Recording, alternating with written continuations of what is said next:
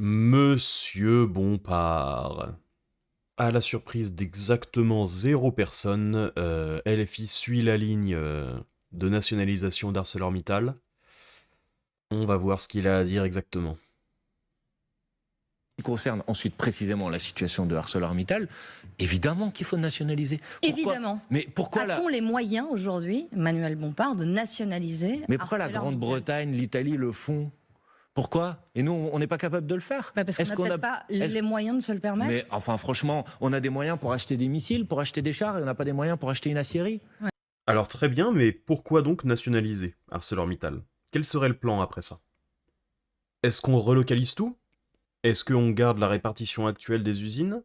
Parce que bon, si LFI dit ça, c'est en réponse aux 600 licenciements de ArcelorMittal pour les usines françaises. Mais donc, quel est le plan? Parce que s'il y a 600 licenciements, c'est que ces usines-là ne font pas de profit. Sinon, au pire, il n'y aurait juste pas de nouvel emploi qui serait créé. Donc le plan, c'est d'acheter une entreprise pour conserver des sites qui sont déficitaires, et après. Ouais. Qu'est-ce que c'est que cette histoire? Mais ça veut Donc, dire qu'il est-ce qu'on a besoin de l'acier? Est-ce qu'on a besoin de production d'acier en France? Est-ce qu'on a besoin de ses savoir-faire? Est-ce qu'on a besoin de ses emplois? Est-ce qu'on a besoin de l'État pour avoir des aciéries en France? Est-ce que simplement baisser l'imposition sur les entreprises, en particulier sur les entreprises industrielles, suffirait pas à conserver ces emplois? Est-ce qu'on a besoin de donner encore plus d'impact à l'État sur nos vies de tous les jours? À mon avis, non. Je peux me tromper. Est-ce qu'on veut vraiment donner une opportunité en plus à l'État de faire de la merde? Personnellement, j'ai ma dose. J'ai pas envie de me retrouver avec la SNCF 2.0. Ou EDF après l'arrivée de la reine, et du marché européen. Évidemment qu'on en a besoin. Et donc, si vous ne le faites pas, demain, vous allez devoir acheter l'acier ailleurs, et ça va vous coûter plus cher. Question de souveraineté, finalement. Mais bien sûr, des questions de souveraineté, questions de défense de l'emploi. C'est un faux dilemme. Les deux seules solutions que M. Bompard présente sont nationaliser ou acheter ailleurs. Moi, j'en vois une troisième.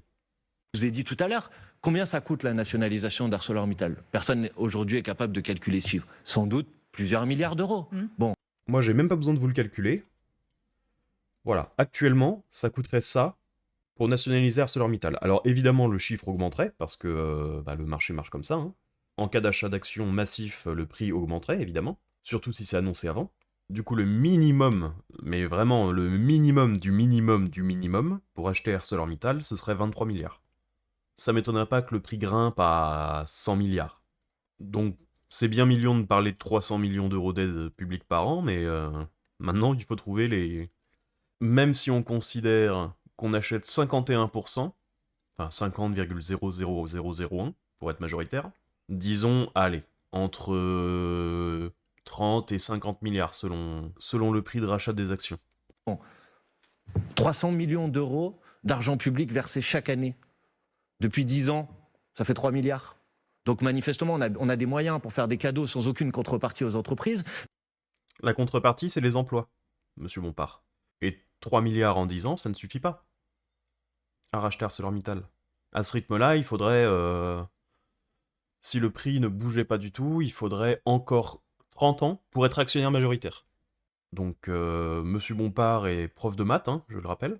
Je me rappelle qu'au moment des élections législatives, de souvenir, il avait fait une vilaine manipulation sur des probas en disant que les 1% les plus riches payaient 50% de l'impôt et les 10% 70%, et que donc, évidemment, les 1% payaient moins que le reste parce que 50 c'est plus petit que 70, sauf que en fait, c'est ce qu'on appelle une somme, une addition, une proportion cumulée. Donc ça, venant d'un prof de maths, ça m'avait réjoui. Mais apparemment, c'est vraiment pas son fort, les additions, hein, monsieur Bompard. Mais on n'a pas les moyens pour rentrer au capital et décider que désormais, on ne laisse pas des actionnaires rapaces pouvoir puiser l'argent public, détruire les emplois, détruire les installations. Et nous... Alors on a les moyens de rentrer au capital. Pour la modique somme de 27 €, on peut rentrer au capital. Mais rentrer au capital et devenir actionnaire majoritaire ou nationaliser intégralement une entreprise, c'est pas la même chose. J'espère que la culture financière de monsieur Bompard est quand même meilleure que ça. Sinon, ce serait un peu la honte.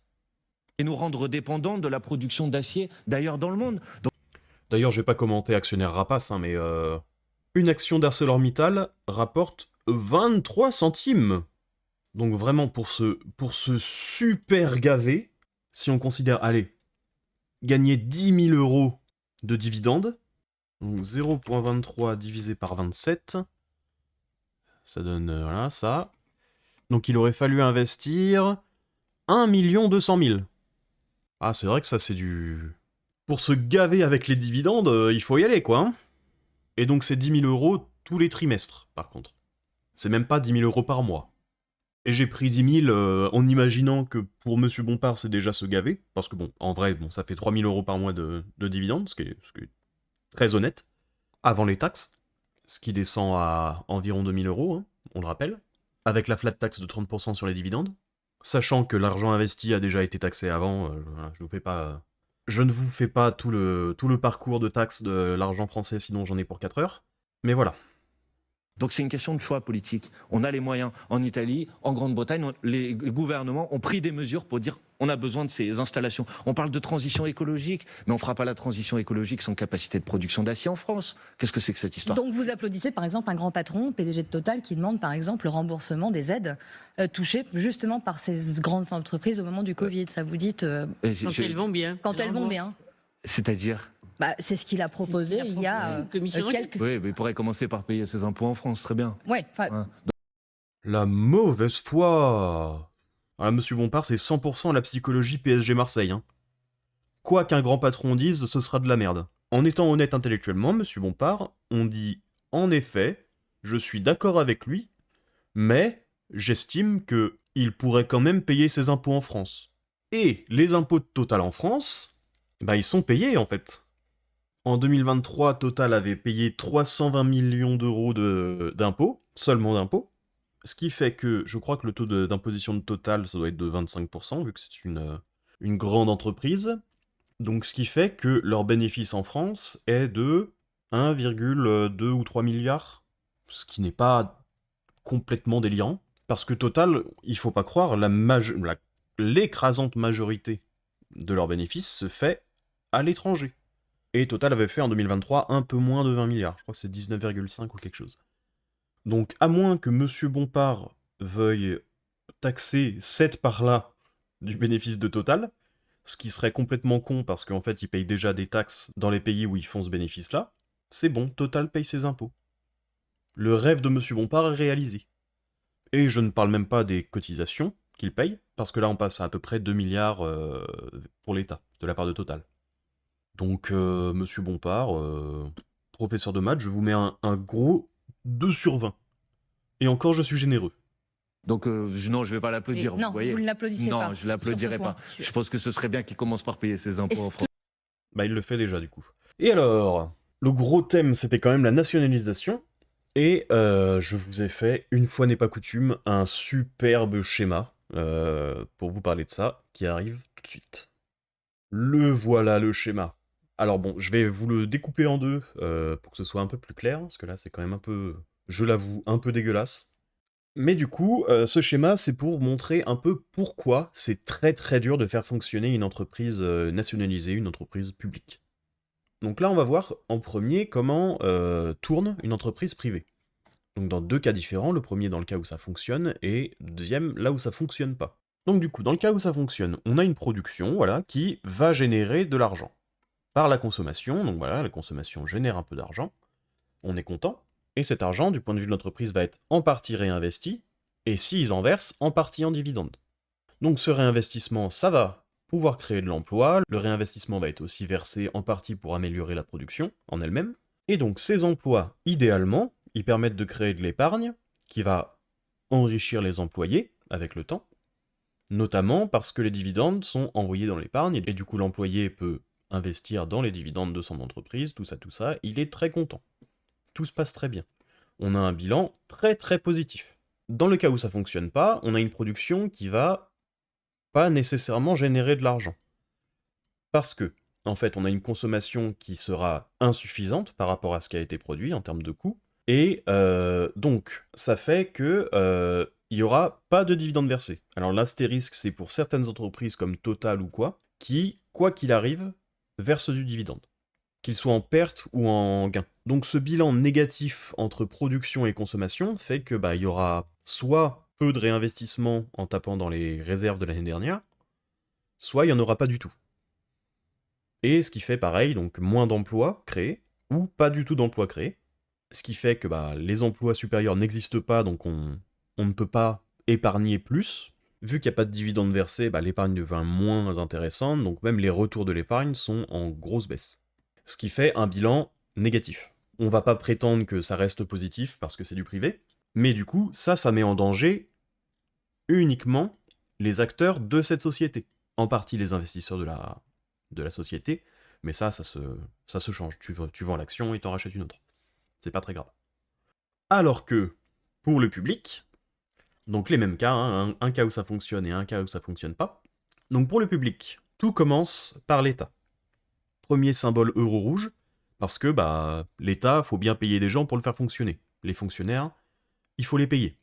Mais dans le cas où on fonctionne, c'est pareil que pour l'entreprise privée, on génère de la production qui va générer de l'argent.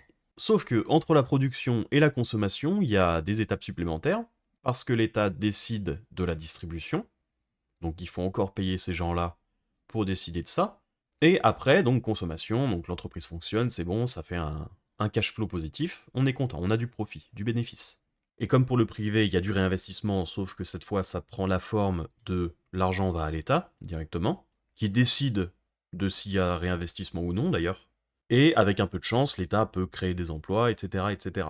On a un bilan, donc vous voyez qu'il y a moins de symboles euros verts que dans le cas du privé, parce qu'il y a des intermédiaires en plus. Et pour simplifier, je ne parle que d'argent, mais ces passages par l'État coûtent aussi du temps, donc de l'argent. Mais bon, le schéma est assez surchargé comme ça, donc je simplifie un peu. Et vous avez vu que j'ai mis un petit point d'interrogation qui a une sale gueule d'ailleurs, parce que en fait c'est un bilan qui est positif, mais l'argent généré par ce bilan positif, on sait même pas s'il va être réattribué à l'entreprise. Parce que c'est l'État, donc il peut décider que cet argent-là servira à autre chose. Et dans le cas où ça fonctionne pas, voilà, bon, on a le même point de départ avec l'État. La production qui va donc peut-être générer de l'argent comme pour le privé. Encore une fois, l'État qui passe pour la distribution, mais là on se rend compte que la consommation, aïe, malheureusement il n'y en a pas eu assez, donc on est en déficit. Donc l'argent généré repart quand même vers l'État, et je suis parti du principe que l'État est pas trop con, et qu'il va arrêter de créer des emplois, ou au minimum baisser cette création d'emplois. Il n'en supprime pas parce que d'après Monsieur Bompard, on nationalise pour sauvegarder les emplois, donc il n'en supprime pas. Mais du coup, vu qu'on a perdu de l'argent au fil de l'année, comment est-ce qu'on maintient ces emplois? Eh bien, c'est le fidèle contribuable, le contribuable inconnu, qui se fait piquer sa thune pour que l'État puisse continuer de faire de la merde sur la même entreprise année après année. Donc le bilan, c'est énormément de pertes d'argent, notamment sur le brave contribuable qui n'a rien demandé, et un petit point d'exclamation parce qu'on sait très bien d'où vient cet argent. Pourquoi c'est si compliqué de faire fonctionner une entreprise publique? C'est que les bilans sont mathématiquement plus faibles parce qu'il y a l'intervention de l'État qui à la fois coûte de l'argent par sa nature même d'exister avec les fonctionnaires qu'il faut payer pour administrer l'entreprise, et par le temps, par exemple, que l'entreprise perd pour prendre des décisions qui seraient prises beaucoup plus rapidement dans le privé. Parce qu'ils n'ont pas le choix. Vu que la seule manière pour une entreprise du privé d'exister, c'est de faire du profit, sans subvention en tout cas, et vous savez ce que j'en pense des subventions, évidemment que les décisions seront prises. Bonnes ou mauvaises, mais elles seront prises. Et donc, puisque les bilans sont beaucoup plus durs à rendre verts, à rendre ça en positif, naturellement, on va de plus en plus se décaler vers la droite, et donc arriver vers une entreprise qui est déficitaire. En prenant exactement la même entreprise, le même fonctionnement qu'une entreprise privée, et la rendre publique, en rajoutant ces intermédiaires de l'État, ça la rend beaucoup moins bénéficiaire, mathématiquement. Il y a les interventions de l'État qui coûtent de l'argent, ou du temps, ou les deux. Donc une entreprise qui serait à l'équilibre dans le privé serait en déficit dans le public. Donc naturellement, il y a beaucoup plus d'entreprises publiques qui sont déficitaires, donc c'est le contribuable qui paye, comme d'habitude. Comme par exemple avec la SNCF, qui avait déclaré faire 1,6 million de bénéfices l'année dernière, sauf que ces bénéfices-là, il y avait 20 milliards injectés par l'État dedans. Donc en fait, ils sont en déficit de 18,4 milliards. Si la vidéo t'a plu, n'hésite pas à t'abonner, à regarder une autre vidéo, à faire un petit passage sur la chaîne principale, à liker et à commenter.